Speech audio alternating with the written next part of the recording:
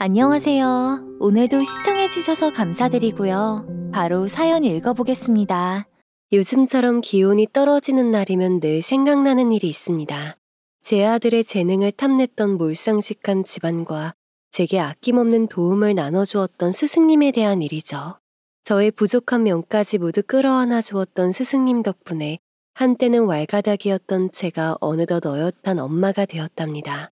추운 겨울이 다가오는 이맘때쯤엔 스승님의 주름진 웃음이 떠오르곤 하네요. 절대 안 돼. 또 미루면 네가 쓰는 모든 계좌 막아버릴 줄 알아? 채권 추심도 진행할 거야. 할 수 있는 방법 다 할 거야. 네가 우리 집안한테 했던 악랄한 짓 다 돌려받는 거니까 억울하지도 마. 안녕하세요. 저는 지방 소도시에서 거주하고 있는 30대 여성입니다. 이곳에 올라오는 사연들을 듣다 보니 참 다사다난한 분들이 많더군요. 요즘 같은 100세 시대에서 30대라는 나이는 참 어리죠. 그렇지만 저 나름대로 복잡한 인생을 살아왔다고 생각한답니다.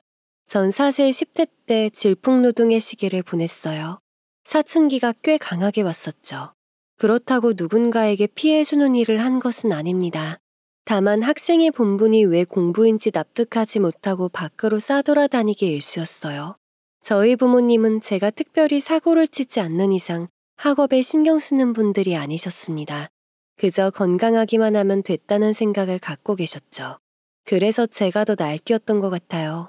더군다나 밖으로 나다니기 좋아하다 보니 선생님들이 좋아하는 학생은 아니었습니다. 사고를 치진 않았지만 출석률이 좋지 못하니 눈에 띌 수밖에 없었죠. 그래도 최소치는 맞춰서 간신히 졸업할 수 있었어요. 그렇게 졸업하고 20살이 되니 더 정신 차리기 어렵더군요. 갑자기 들어선 어른의 세계는 마치 별천지처럼 보였으니까요. 술도 마시고 춤도 추고 신나게 놀러 다녔습니다. 그러다 20살이라는 어린 나이에 덜컥 임신이 되었어요. 다들 예상하셨겠지만 집안은 초상 분위기였습니다. 부모님은 남자친구를 데려오라고 소리치셨지만 그러지 못했어요. 당시 남자친구는 저와 헤어진 상태였거든요. 그러나 아이의 아빠임은 확실했습니다. 부모님께선 저를 거실에 앉혀두고 강한 어조로 물어보셨어요. 너 그 아이 낳을 거니? 아직 한창 어리고 창창한 나이에 출산하게 되면 희생해야 할 것이 천지다. 천재분간 못하는 어린애인 네가 아이를 키울 수 있을 거라 생각해? 평소와 달리 엄한 얼굴로 겁을 주는 어머니의 모습에 흠칫 살이 떨리더군요. 하지만 제 선택지에 아이를 낳지 않겠다는 보기는 없었습니다. 임신임을 깨닫는 순간 겁이 난 것은 사실이지만 아이를 낳고 싶다는 생각이 지배적이었거든요. 그 이유가 무엇인지는 지금도 설명하기 어렵네요. 그러나 아이를 낳아본 분들이라면 아실 수도 있을 것 같아요. 마치 거스를 수 없이 받아들여야 하는 운명처럼 느껴졌습니다. 그렇게 낳고 싶다는 의견을 표출해도 부모님은 한없이 설득하셨어요. 설득해야만 하는 부모님의 마음 또한 너무나도 잘 아실 겁니다. 하지만 몇 날 며칠을 어르고 달래도 화를 내봐도 제 마음은 변하지 않았어요. 결국 부모님께선 백기를 들고 전 남자친구의 폰번호를 알려달라고 하셨습니다. 남편 없이 애를 키운다고 하더라도 임신 사실을 미리 알리고 각서라도 받아둬야 한다고 하시더군요. 결국 양가 부모와 전 남자친구가 한자리에 모였습니다. 임신 소식을 들은 상대편 부모는 썩 기분이 좋아 보이진 않았어요. 그리고 전 남자친구도 불쾌한 듯 인상을 찡그린 채로 자리에 앉아 있었습니다. 물 한 잔씩 마시고 난 뒤 상대편 어머니께서 먼저 말씀하시더군요.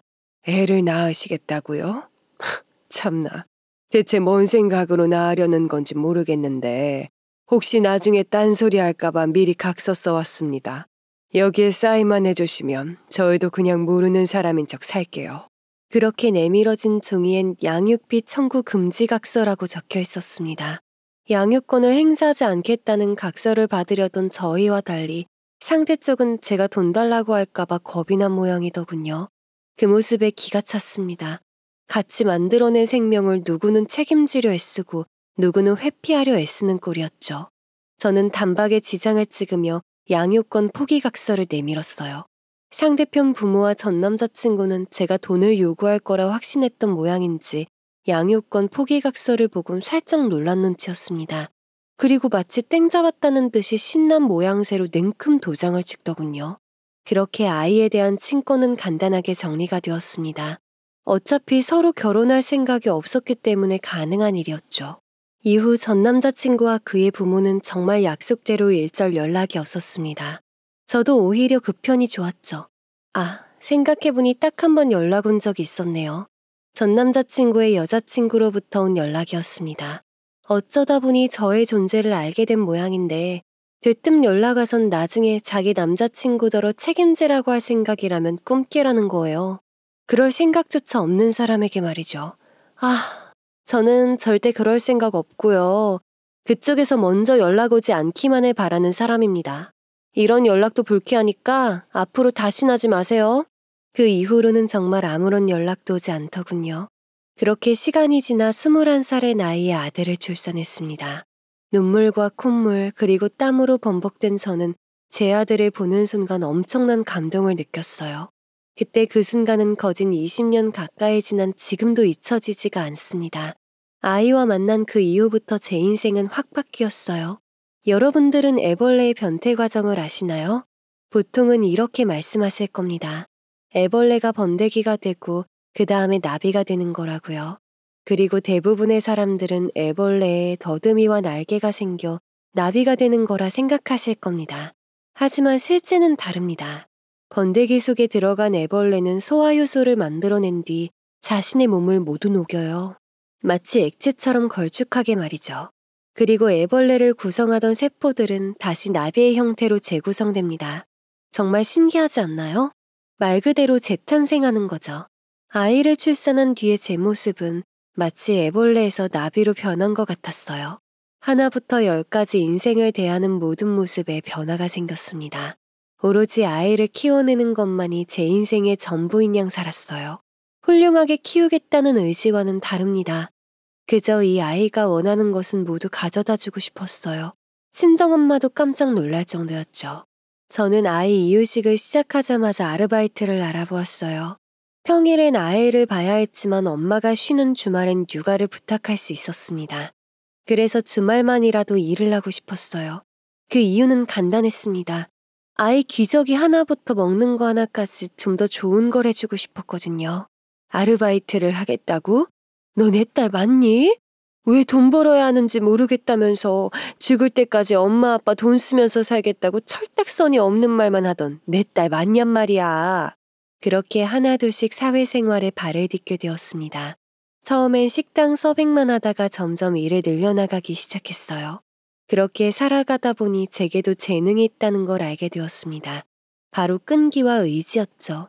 제게 공부머리는 없었지만 힘들어서 못한다, 넌 어려서 못한다 하는 것도 기필코 해내고 마는 끈기가 있었습니다. 그 재능은 저희 어머니의 제안으로 더 빛을 보게 됐어요. 부모님은 누수가 발생하는 현장에 출동하여 방수공사를 해주는 업체를 운영했습니다. 누수 하자 공사를 하는 곳이었죠. 그러다 보니 인테리어 관련된 사람들과 친분이 깊었는데요. 하루는 타일 기술자로 일하시는 분을 만났는데 여자분이셨음에도 불구하고 엄청난 수익을 올리고 계셨답니다. 그 모습을 보자 제 생각이 났대요. 그래서 한번 배우고 싶다면 그분께 알아봐 주겠다고 하시더군요. 일당이 20만 원에서 30만 원이나 된다고 하기에 당장 소개해달라고 달려들었습니다. 그렇게 타일 기술자의 길에 들어서게 되었어요. 타일을 배우면서 있었던 일들을 모두 말하자면 이야기가 너무 길어지니 축약하겠습니다. 정말 쉬운 길이 아니었다라는 말 한마디로 줄일 수 있을 것 같아요. 하지만 제 재능이 뭔지 아시죠? 끈기를 갖고 악착같이 버텨내니 숨통 트이는 순간이 찾아오더군요. 그렇게 열심히 살아갔습니다. 어느새 제 아들은 초등학교에 입학하게 되었는데요. 유난히 키도 덩치도 크고 또래에 비해 힘도 셌답니다. 이후 초등학교 4학년이 되자 학교에 있던 유도부 담당 선생님으로부터 연락이 왔습니다. 어머님, 아이에게 유도 한번 가르쳐 보시는 거 어떠세요? 사실 처음 이 전화를 받았을 땐 전혀 기쁘지 않았어요. 모든 스포츠가 그러하듯 몸을 써야 하는 일이다 보니 다치면 어쩌나 하는 걱정부터 들었거든요. 게다가 대체 뭘 보고 유도를 가르치려는 건가 싶었습니다. 아들의 덩치가 좀 큰 건 사실이지만 그 흔한 태권도장도 다닌 적 없었거든요.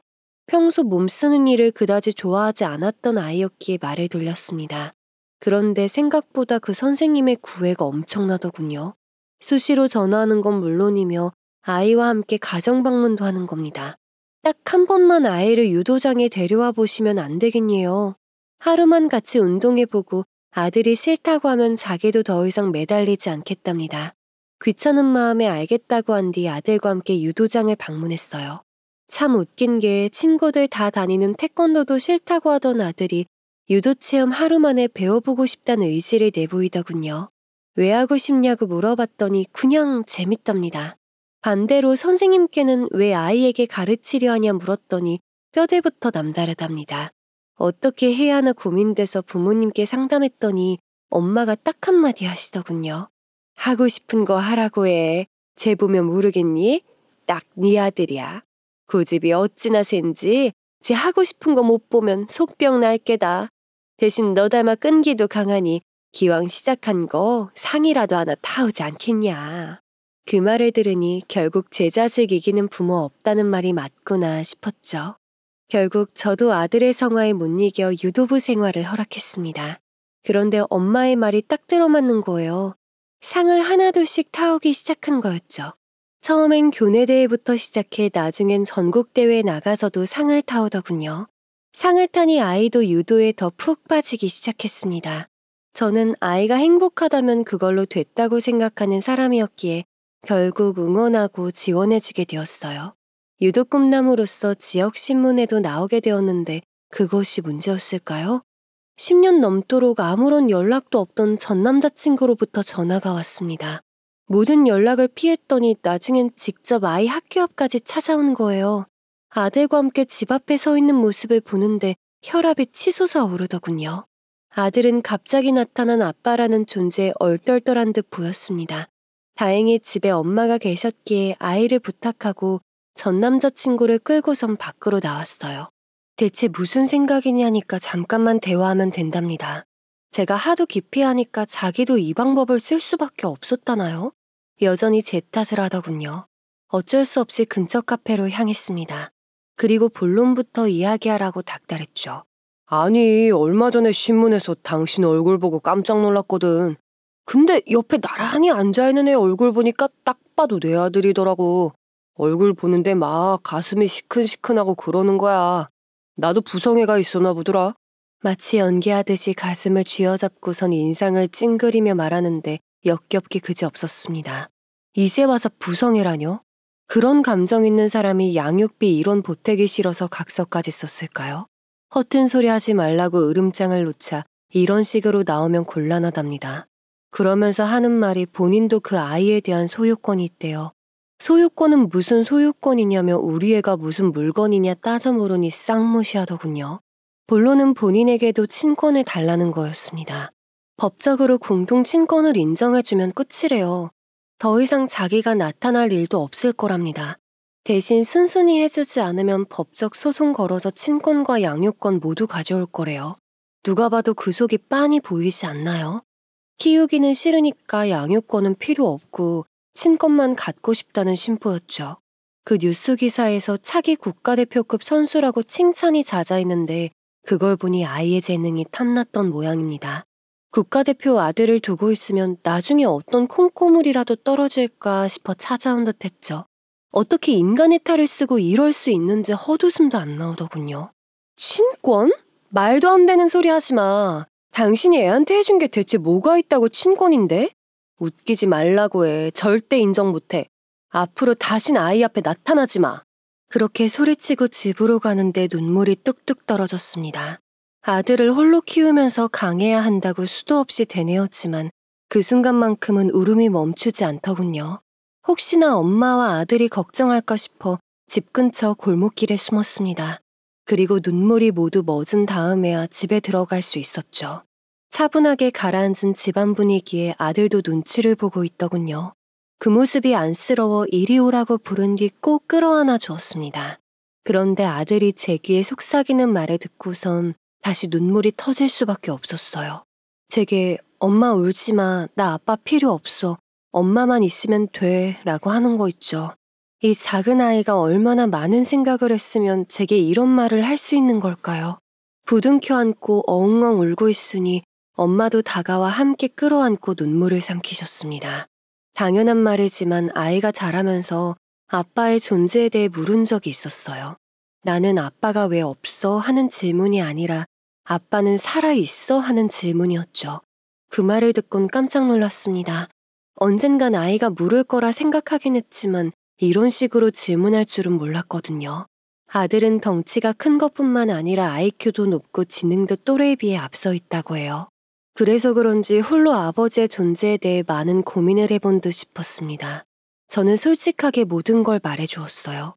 아빠라는 존재는 분명히 있지만 엄마와 맞지 않아 같이 살지 않는다고요. 하지만 아빠도 분명 널 사랑하고 있을 거라고 했습니다. 선의의 거짓말이었으나 아이도 그걸 알아차린 듯 싶었죠. 짧은 회상을 마친 저는 아들을 쓰다듬으면서 말해주었어요. 걱정하지 마. 엄마 안 울어.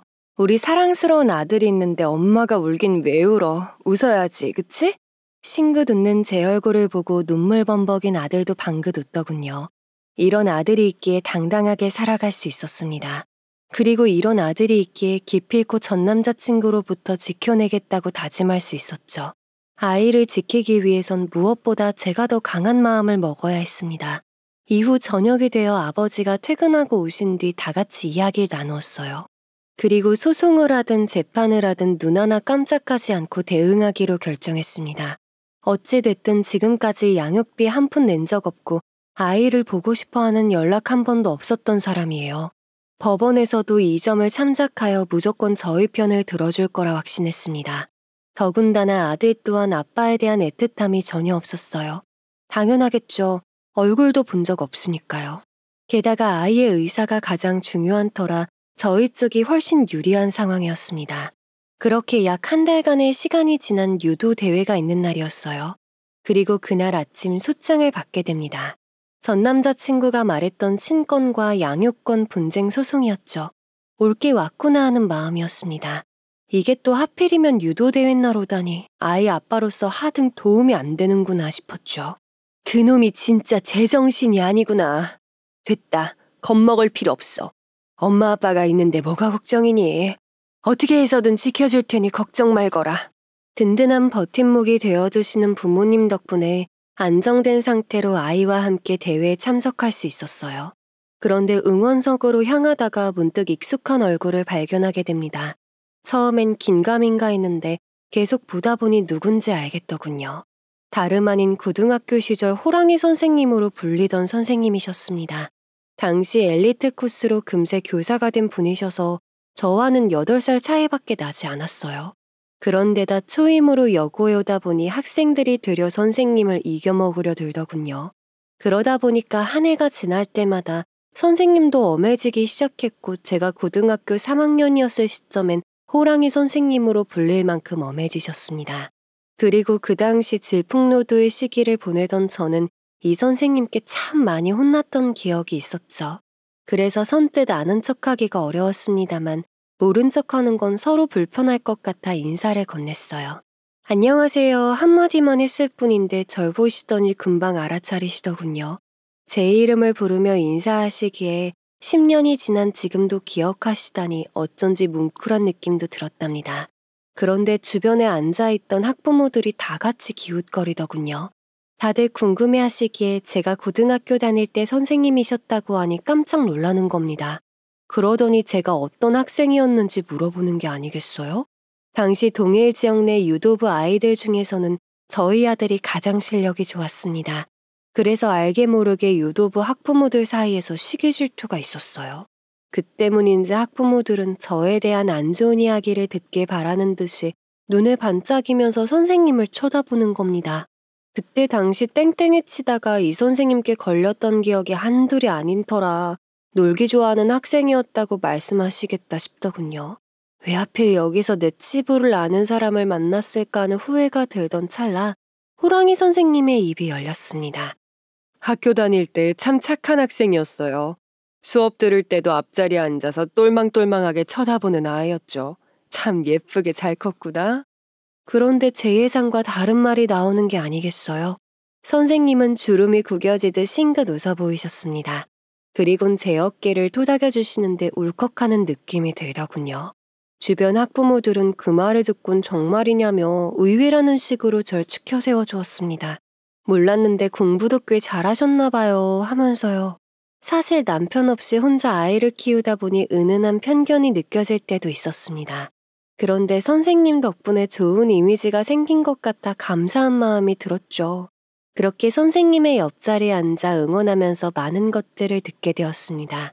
우리 아들과 라이벌처럼 1, 2등을 주고받는 아이가 선생님의 아들이었다는 것도 알게 되었죠. 그간 바쁜 일이 있어서 직접 응원 나오진 못하셨다고 해요. 그래서 저도 현수가 선생님의 아들이라는 사실을 이제 알게 된 것이죠. 이번 대회에서는 현수가 금메달을, 제 아들이 은메달을 획득하고 마무리되었습니다. 모든 행사가 끝난 뒤 현수와 아들이 함께 나왔어요. 둘은 라이벌이자 둘도 없는 친구 사이였거든요. 선생님도 그 사실을 듣곤 깜짝 놀라시며 그동안 얘기 많이 들었다고 신기하셨습니다. 안 그래도 현수가 틈만 나면 얘기하더라고. 친구 엄마가 사줬다면서 아이스크림 물고 오는 것도 종종 봤는데 그게 너였구나. 신경 써줘서 정말 고마워. 그렇게 맺어진 인연 덕분에 선생님과는 연락처를 주고받고 자주 만나 뵙게 되었답니다. 그 무렵 타일 기술을 가르쳐 주셨던 오야지로부터 연락이 왔어요. 저희 동네에 있는 빌라에서 일감이 들어왔답니다. 시간이 안 나서 거절하려다가 제 생각이 나서 전화를 주셨다더군요. 감사한 마음에 바로 알겠다고 일을 넘겨받았습니다. 이후 전달받은 날짜에 맞춰 해당 빌라로 갔더니 참 기가 막히더군요. 다름 아닌 제 전 남자친구가 그 현장에 있는 겁니다. 알고 보니 옆지역에 살던 전 남자친구가 저희 동네로 이사까지 온 거였죠. 소송에서 조금이라도 유리하게 해보려고 일부러 계획한 듯 보였습니다. 그 빌라가 제 아들 학교와 아주 가까이에 있었거든요.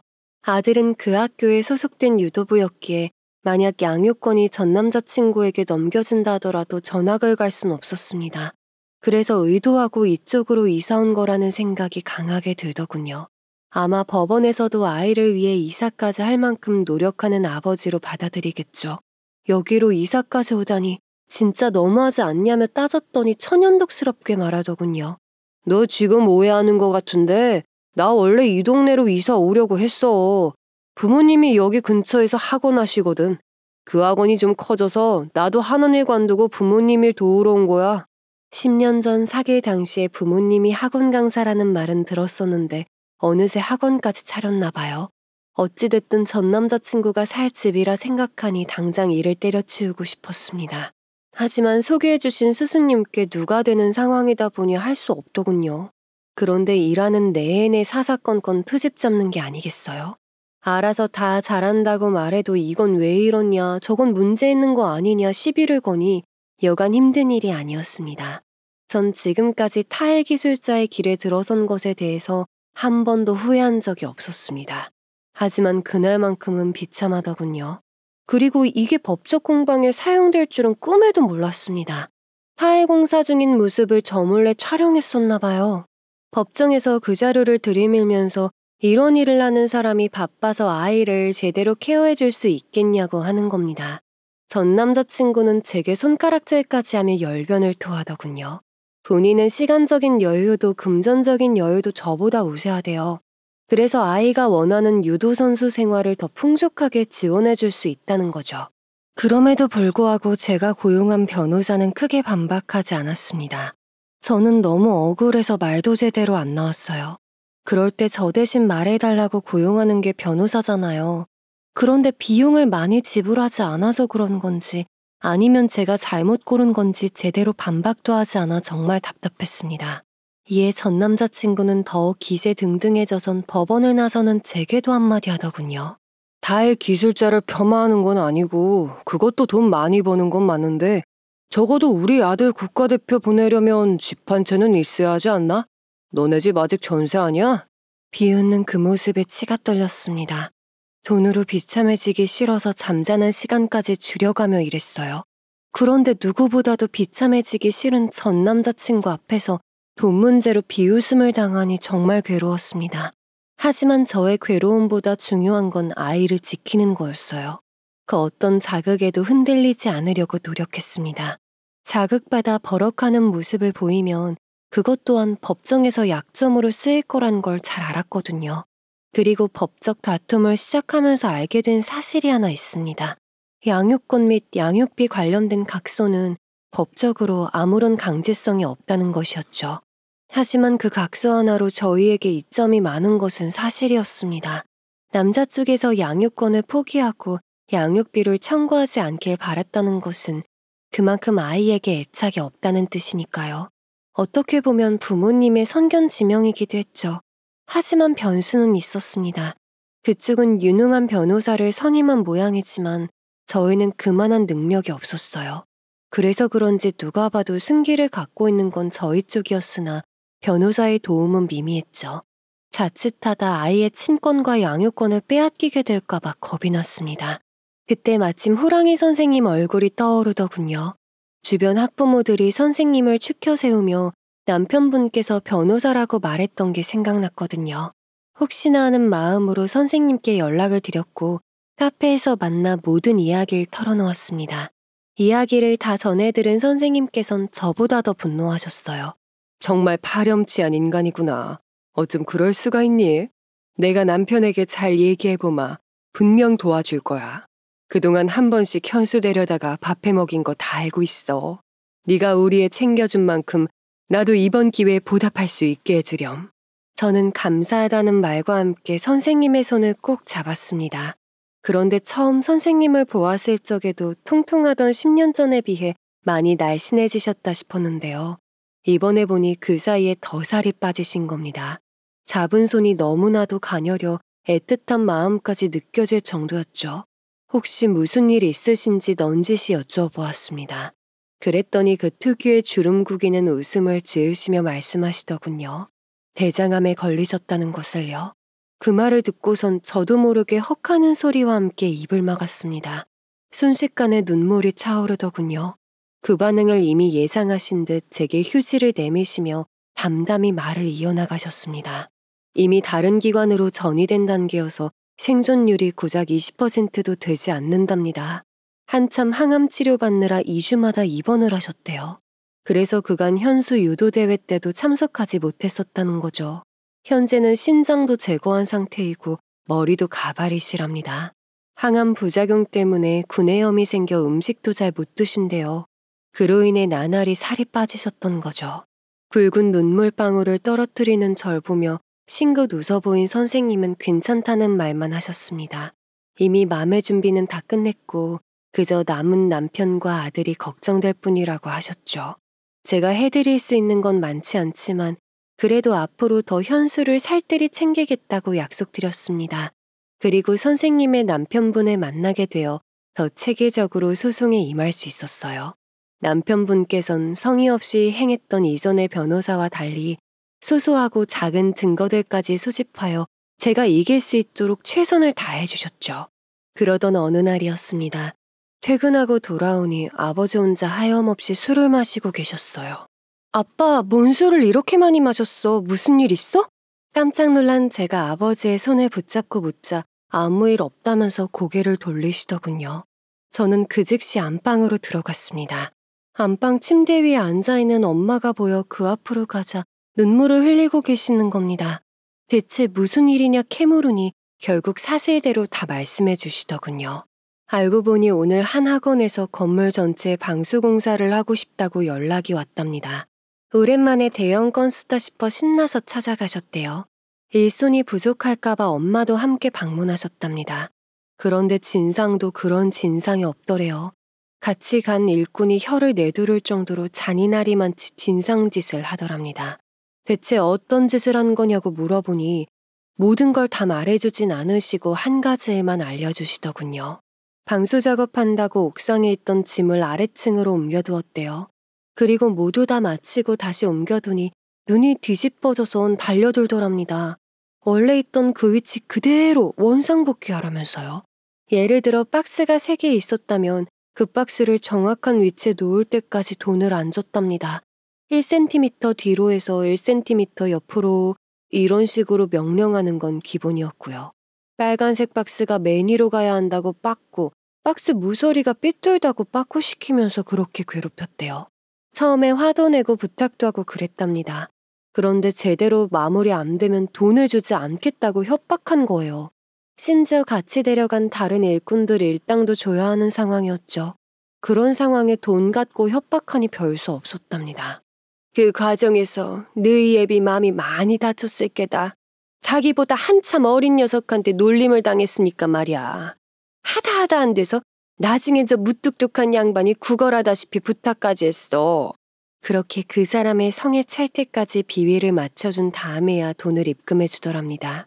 그리고 1층에 내려와서야 마주치게 됐대요.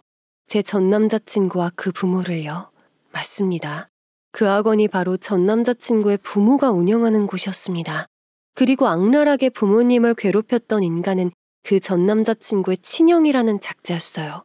부모님 뒤따라 내려온 그 친형이라는 사람은 제 전 남자친구를 향해 웃으면서 이렇게 말했다고 합니다. 아니 막노동하는 사람이 박스 몇 번 옮긴 것 같고 힘들다면서 제발 그만해달라고 울먹이며 부탁하는 거 있지? 어찌나 우습던지. 그렇게 체력이 딸려서 어떻게 일하시나 몰라. 엄마 입에서 나오는 그 말을 들으니 피가 거꾸로 솟는다는 게 어떤 느낌인지 알겠더군요. 정말 온몸이 부들부들 떨렸습니다. 부모님 앞에 두고 비웃으면서 자기들끼리 낄낄거렸다는 말을 들으니 엄마 앞인데도 불구하고 저도 모르게 험한 말이 튀어나오더군요. 더군다나 그 앞에서 아무 말도 못하고 돌아왔을 부모님을 생각하니 가슴이 미어졌습니다. 당장 멱살 잡고 달려들고 싶은 심정이었죠. 저는 내일 당장 그 학원 찾아가서 난리칠 거라고 했습니다. 그런데 엄마가 나서서 저를 말리시는 게 아니겠어요. 본인들이 참은 이유를 모르겠냐는 거예요. 따지고 때리고 할 수 있었다면 부모님들이 하셨을 거랍니다. 공사판에서 몇십 년 고른 성격 나쁜 양반이 꾹 참고 집으로 돌아와서 왜 애먼술만 마시고 있겠냐 물으시더군요. 너 모르겠니? 그 사람들 일부러 그런 거야. 소송해서 질 것 같으니까 일부러 그러는 거라고. 엄마는 울먹거리면서 괜히 잘못돼서 소송에 지장이 가면 어쩌렵니다. 걔네들이 바라는 게 그거 같다는 거죠. 열받은 제가 날뛰게 되면 그걸 빌미삼아 엄마 된 사람이 저렇게 폭력적이니 뭐니 하면서 꼬투리 잡힐 것 같답니다. 그러면서 말씀하시길 엄마도 이젠 손자 없인 못 살겠대요. 그만큼 정이고 사랑이고 다 주었는데 그 자식에게 뺏길 수 없답니다. 손자만 지킬 수 있다면 그런 수모 10번이고 100번이고 더 당할 수 있다고도 말씀하셨죠. 저도 눈물이 흐르더군요. 아무리 생각해도 어머니의 말씀이 맞는 것 같았습니다. 일부러 부모님을 불러다가 고생시킨 거죠. 저도 부모님도 그쪽 집안이 운영한다는 학원 이름이 뭔지 정확히 어디에 있는지 모르는 상태였고 심지어 친형이라는 사람의 얼굴도 본 적 없었거든요. 처음부터 얼굴을 아는 제 전 남자친구나 그의 부모님이 방수공사를 해달라고 연락했다면 바로 거절했었을 겁니다. 그걸 알고서 일부러 친형을 불러다가 골탕 먹인 게 분명했죠. 저는 엄마의 당부대로 그 다음날 학원을 찾아가기보다 변호사 사무실을 찾았습니다. 부모님께 그렇게 대한 죗값을 톡톡히 치르게 하고 싶었거든요. 그래서 선생님의 남편분께 어제 있었던 일들을 전부 털어놓았죠. 평소 점잖은 모습만 보이던 변호사님께도 엄청나게 화를 내셨습니다. 정말 분통 터진다면서 본인 가슴을 쿵쿵 치시더군요. 저도 이번 일 겪으면서 그 사람들한테 제대로 복수하고 싶다는 생각이 들었어요. 그래서 양육비 청구 소송에서 그간 못 받은 돈 싹 다 돌려받으려고요. 앞으로 제 아들이 성인이 될 때까지도 받아낼 겁니다. 그냥은 못 넘어가겠어요. 변호사님은 곧 있으면 친권 판결이 나올 테니 그 후에 바로 소송을 걸자고 말씀하셨습니다. 그에 저도 동의했어요.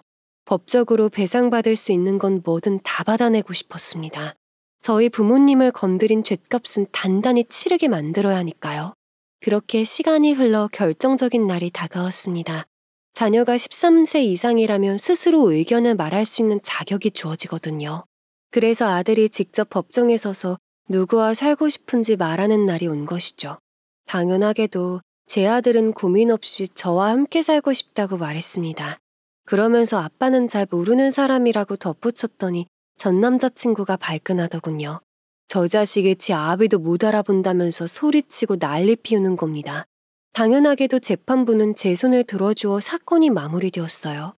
감사하다는 제 인사에 선생님 남편분께선 당연히 이겨야 할 일이었다고 말씀해 주셨습니다. 그리고 곧바로 양육비 청구 소송을 진행하겠다고 해주셨죠. 신경 쓸 일도 많고 바쁘실 텐데도 절 위해 많은 도움을 주셔서 정말 감사했어요.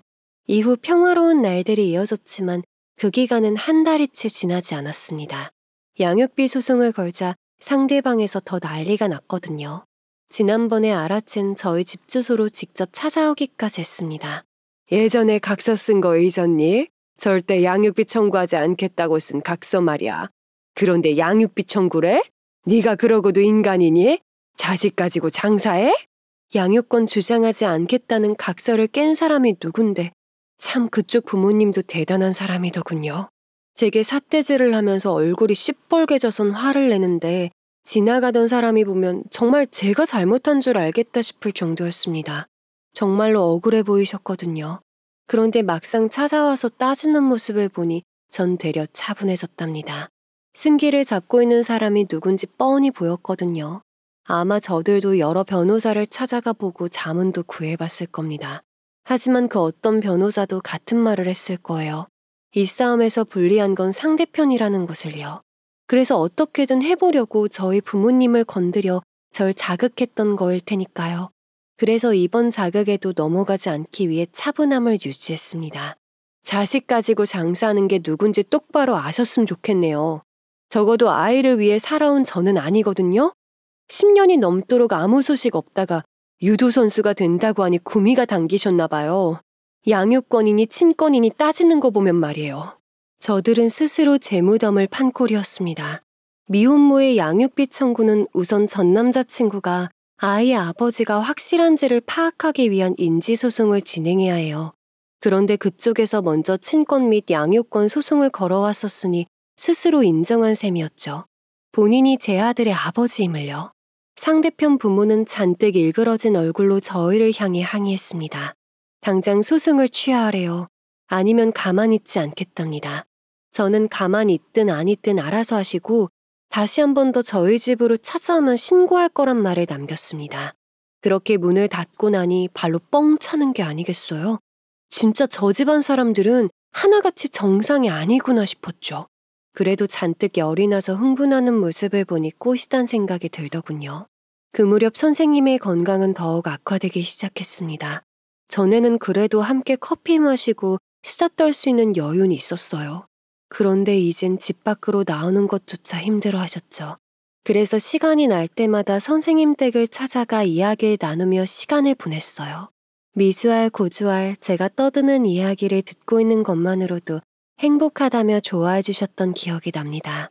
그 당시 저는 양육비 청구 소송을 진행하면서 추가로 준비해오던 것이 있었습니다. 그 사람들이 자신만만해하는 그 학원을 처리하는 일이었죠. 처리라고 하니 어감이 이상한데요. 사실상 그 단어가 가장 적합하지 않나 싶습니다. 그들이 거짓으로 학원 운영을 하고 있었다는 걸 알게 됐거든요. 그 사실을 깨닫게 된 건 양육비 소송 후 며칠 뒤 학부모 모임에서였습니다. 저번에 다닌다고 했던 그 학원 말이에요. 거기 어때요? 요즘 인기 많던데? 지어진 지 얼마 안 돼서 시설은 참 좋아요. 자세한 건 아이 성적이 나와봐야 할 것 같은데 거기 부부 원장님 둘 다 서울대 출신이라고 해서 인기가 많나 보더라고요. 두 학부모의 대화를 듣고선 혹시 말씀하시는 학원이 여기가 맞냐고 물어보니 맞다고 하시더군요. 바로 제 전 남자친구 부모가 운영하는 곳이었습니다. 학원이 생긴 지는 약 1년쯤 됐다고 해요. 저야 아들 데리고 유도장 다니게 바빴지 내신이나 학원은 전혀 관심이 없었다 보니 처음 듣는 소식이었죠. 제가 꽂힌 부분은 부부 원장님 둘 다 서울대 출신이라는 말이었습니다. 연애할 당시 분명 두 분 다 고졸이라고 들었었거든요. 사정이 좋지 못해 대학교도 못 갔지만 두 분 다 공부에 열의가 있어 학원 강사 일을 하다 만난 사이라 들었습니다.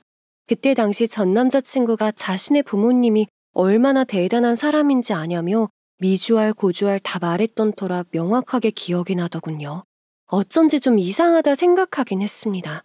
전 남자친구네는 옆 지역에 살고 있었는데 왜 굳이 여기까지 와서 학원을 차렸을까 싶었거든요. 그들이 살고 있었던 지역의 인구수가 더 많고 학교 밀집도도 높은데 말이죠. 아마도 아무도 모르는 곳에서 시작하고 싶었던 모양이에요. 이 이야기를 어떻게 알려야 하나 고민하던 찰나 또 하나의 사건이 터지게 됩니다. 그 집 사람들이 먼저 여론을 만들기 시작한 거예요. 학원 선생이다 보니 학부모들 사이에 소문 퍼뜨리기가 더 쉬웠을 겁니다. 갑자기 친하게 지내던 한 학부모께서 직접 제게 물어보더군요. 그 학원 내 집안이랑 무슨 문제 있냐면서요. 뭐 때문에 그러냐고 하니 이런 말을 하는 겁니다. 아니 글쎄 자기 보고 뭐라는 줄 알아? 공부밖에 모르던 아들을 꼬셔서 임신하고선 양육비를 달라고 했던 거야. 그래서 난리치다가 결국 양육비 청구하지 않겠다는 각서를 쓰고 끝냈는데 이제 와서 양육비 소송당했다고 억울하대. 그러면서 저더러 애 갖고 장사하는 여자라고 그랬답니다. 진짜 대체 무슨 자신감으로 이런 거짓말을 하고 다니는 건가 싶었어요. 심지어 제가 반박할 것까지 다 예상하고 아주 탄탄하게 소문을 냈더군요. 절 알고 있는 사람들은 당연히 믿지 않았지만 학원을 다니고 있는 학부모들은 그들의 말을 더 신뢰하는 것 같았어요.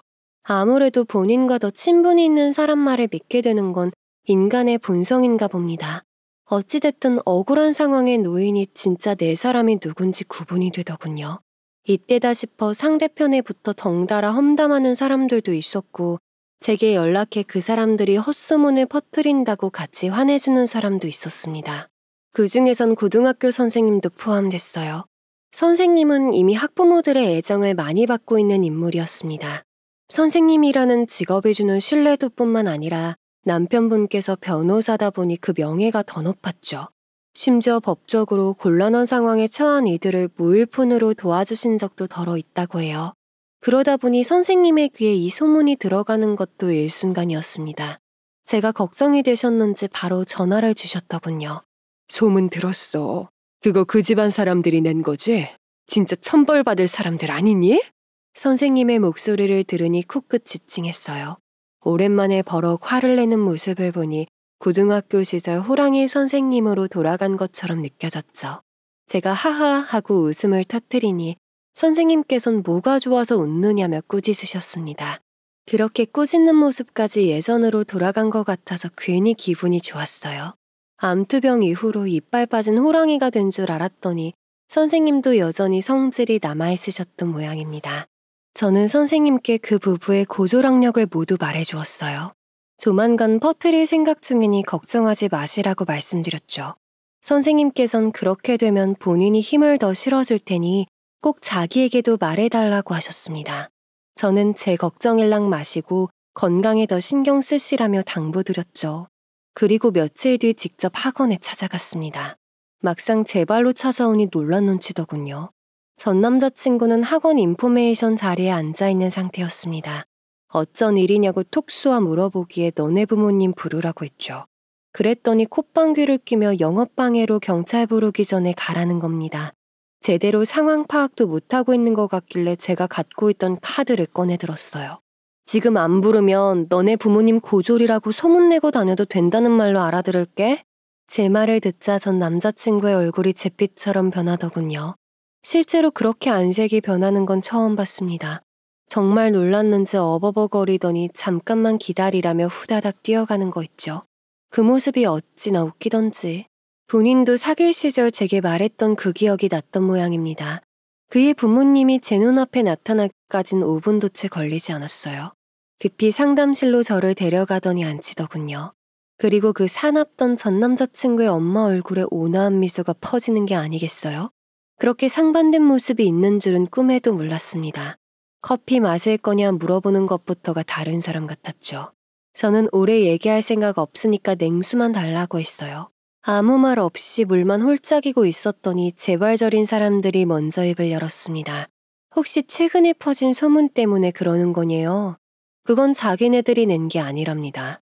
학부모 중 한 사람이 법원에서 나오는 모습을 봤다며 그 이유를 물어보더래요. 그래서 대충 설명만 해주었는데 그게 와전되어 퍼졌던 거죠. 그러니까 본인들에게 악감정 갖지 않았으면 좋겠답니다. 전 그럼 대신 해명하면 될 일 아니냐고 했어요. 솔직하게 있는 사실 그대로 설명하라는 제 말에는 대답도 안 하더군요.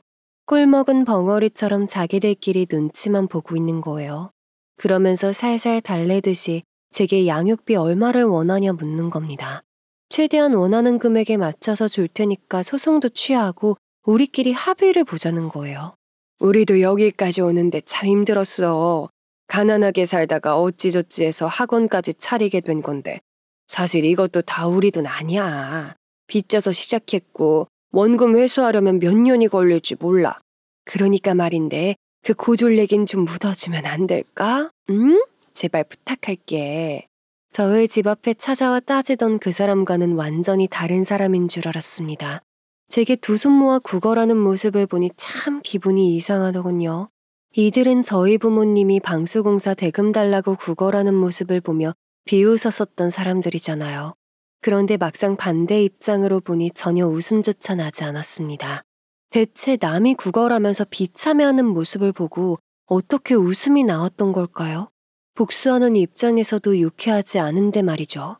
생각 정리를 마친 저는 그럼 지금 이 소문은 어떻게 해결하실 거냐 물었어요. 그랬더니 본인들이 다시 바로잡겠답니다. 서로 오해가 있었다는 식으로 말을 바꾸겠대요. 저는 조목조목 따져 물었습니다. 그러니까 10년 넘도록 연락 한 번 안 하다가 신문기사를 통해 아들이 유독 꿈나무인 걸 보고 연락한 점, 아이의 재능이 탐이나 친권과 양육권을 달라고 소송 걸었던 점, 재판에 불리하니까 억지로 승소해보겠다고 부모님 불러다가 비참하게 만들어 날 자극했던 점, 전부 사실대로 다시 바로 잡으시겠다는 거죠? 그랬더니 어떻게 또 그렇게까지 말하냐는 겁니다. 그럼 이게 사실이 아니냐고 버럭 소리쳤더니 사실이 아니란 게 아니라 그러면 자기네들은 어떻게 여기서 애들 가르치면서 살 수 있겠냐요. 그걸 아는 양반들이 이런 일을 벌였냐는 말엔 또 꿀먹은 벙어리더군요. 이틀 내로 제 귀에 사실관계 바로잡은 소문이 들리지 않는다면 그땐 각오하시란 말을 남기고 떠났습니다. 사실 제 목적은 다시 소문을 바로잡기 위한 것이 아니었어요. 그건 어차피 시간이 해결해줄 문제였습니다. 중요한 건 헛소문으로 인해 저 혼자 피해받는 거야 상관없지만 아들에게까지 그 피해가 이어질 상황이었기에 당장 해결해야 했어요. 그리고 빠르게 해결하기 위해서는 소문이 거짓이라 바로잡는 것보단 더 자극적인 소문이 나야 했습니다. 그들에게 약속한 이틀은 거짓말이었던 셈이죠. 저는 그날 밤 우리 지역 맘카페에 들어가 제 신분과 함께 그간 있었던 일들을 간략히 정리해 올렸습니다. 그리고 그 학원 부부 원장 모두 고졸 출신이라는 말도 함께였죠. 정 믿기 힘드시다면 오늘 학원애가 직접 녹음해온 기록이 있으니 연락 주시라고 했습니다. 하지만 그것보다야 그 둘에게 서울대 졸업장을 보여달라고 하는 것이 더 빠를 거란 말도 남겼죠. 그 글의 파장은 생각보다 컸습니다. 엄청 흥미로운 주제였는지 정말 수많은 사람들로부터 연락이 오더군요. 게다가 고등학교 선생님께서 제 말에 힘을 보태준 게 컸습니다. 본인의 남편이 제 소송을 도와주었다는 말과 함께 그간 제가 많이 힘들어했다는 사실을 덧붙여 주셨죠. 평소 동네에서 인품이 좋은 선생님의 말이니 더 제 의견에 동조하는 이들이 많아졌습니다. 다행이라는 생각이 들면서도 이러한 사실들을 밝히는 게 아이에게 좋은 걸까 하는 고민도 많이 했습니다. 하지만 상대편에서 먼저 헛소문을 낸 이상 아이를 위해서라도 정정해야만 했습니다.